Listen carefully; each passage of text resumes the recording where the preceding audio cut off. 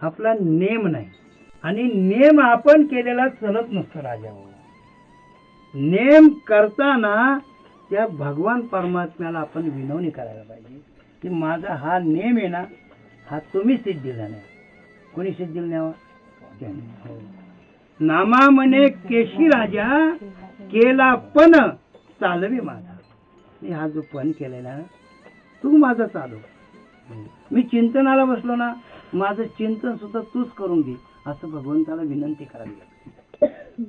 चिंतन समयी सेवा आपुलीच घे.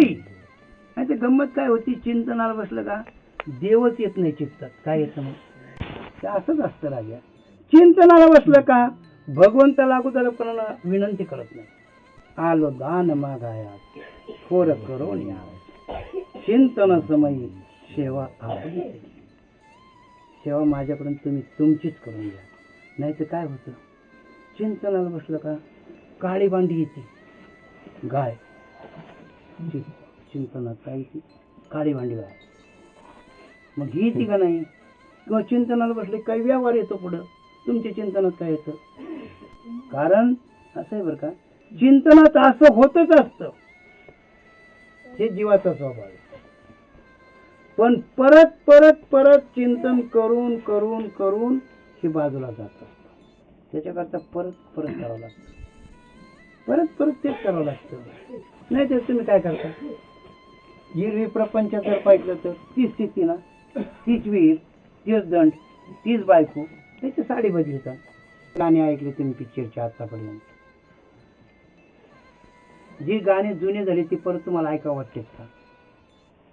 पण रामकृष्ण हरी म्हणा बरं, ते किती किती वापरा, ते त्याच्याबद्दल वीट येणार नाही. ते आवीट आहे बरं का. आवीट्या गे माये विटेना, जवळ असून भेटे ना. एवढंच फक्त फरक आहे. साधू मध्ये ना आपल्यामध्ये थोडंसं अंतर आहे, जास्त नाही.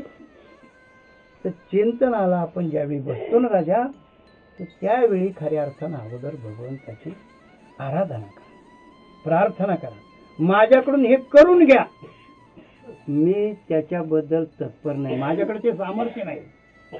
माझं हे चित्त, हे इंद्रिय स्थिर होण्याचं सामर्थ्य नाही, हे तू मला सहकार्य कर. म्हणून ही सगळ्या गाया मला आटपतील, पण मनेरी गाय मला आटपत नाही. अगोदर चिंतनाला बसल्यानंतर काय जातं बाजूला? अगोदर मन बाजूला जातं. आणि मन गेलं की मग इंद्रिय जात असतात.